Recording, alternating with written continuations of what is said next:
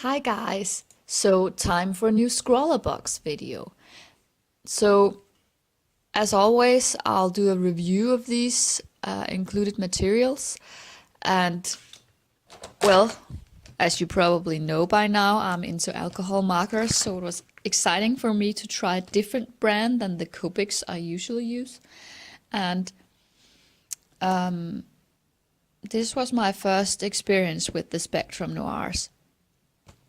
And I have to say, when you kind of grab them and look at them, they do have a nice quality feel to them. And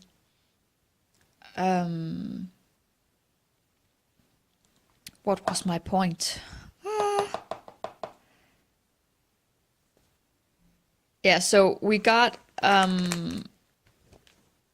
kind of an odd selection of colors.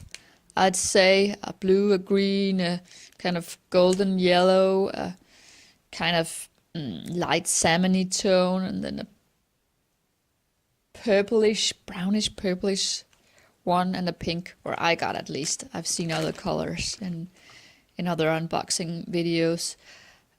So that was a challenge to me, and I thought, well, I challenged myself to use as many as possible of the colors, and I used 4 out of 6 for this drawing you see here. But yeah, I do think it is a very nice quality of ink in them. I do like the ink, and it has some very vibrant colors. I don't really know about the blendability of them or how blendable they are, because I didn't really get to do it properly, because the colors are so different. So I tried to do it somewhat with the pink and the salmon color I had, and use the technique where I kind of, because I don't have a mid-tone, so I use the technique where I put the lightest one against the nib of the darkest one, to kind of create an in-between color, and kind of achieved some blending with that, and was able to kind of, as with my Copic markers, when I used those on Bristol paper, I could kind of dissolve the ink again that I had already put down to kind of blend it more. But yeah, it's difficult to say. And also, I'm not used to a bullet nib, I have to say. And that was also a challenge for me. I feel that blending is easier with a brush nib, but that's maybe just my personal preference. So one of the cons for these markers for me is that they don't have a brush nib. I really do like brush nibs. And it is also, I feel, a bit big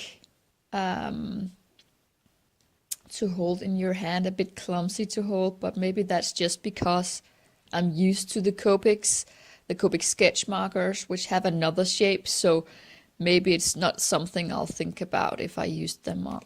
I've used these a lot. And then I don't really have much cons about them besides that.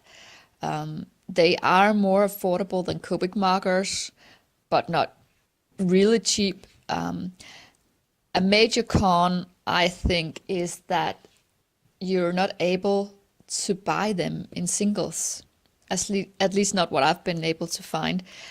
So they have sets of 6, which are always sets in a specific color range. So 6 different tones of green, or 6 different tones of purple, and so on.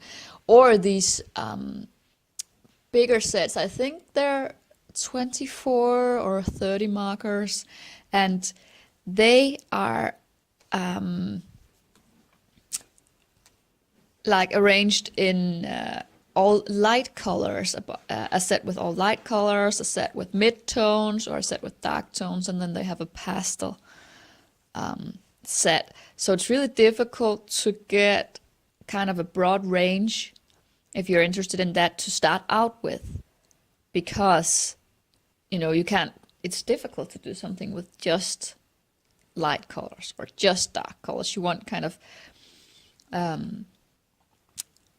light, dark, and in between. So yeah, I think I would, if I were to start out with them, I would go with some of the 6 marker sets, and then buy the colors that I would anticipate using the most.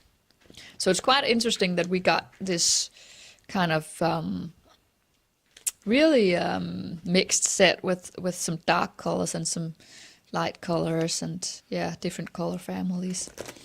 So I think I'll be using them maybe for some when I need to fill in some larger areas or something like that, where I can use the chisel tip and something. I'll definitely keep them, of course. So then about the SIG brush pen, I think that's such a great idea, with having one color and then a 50% tint of the same color in the other end, because it actually, one marker gives you 2 colors. So when you're starting out, you don't have to buy a whole lot of different markers to get kind of the different gradients of that color to be able to do shading. So I really think that's a good idea. The color I got was very light to begin with, so it's actually quite difficult to see on the marker which end is the dark side, the dark side, or which one is the light one. But you can tell the difference, and I would assume that it's even easier to see that in other colors than this pastel-y violet one that I got. And you can see the difference on paper. And also I used, as you see in the video, I kind of layered the dark one to create an even darker color. So I think you can get away with a few of these markers to begin with. So yeah, all in all, a very nice Scrawlrbox this time, and I really do think that we got our money's worth this month. So yeah, looking forward to next month's Scrawlrbox, and I hope you like this video. Bye!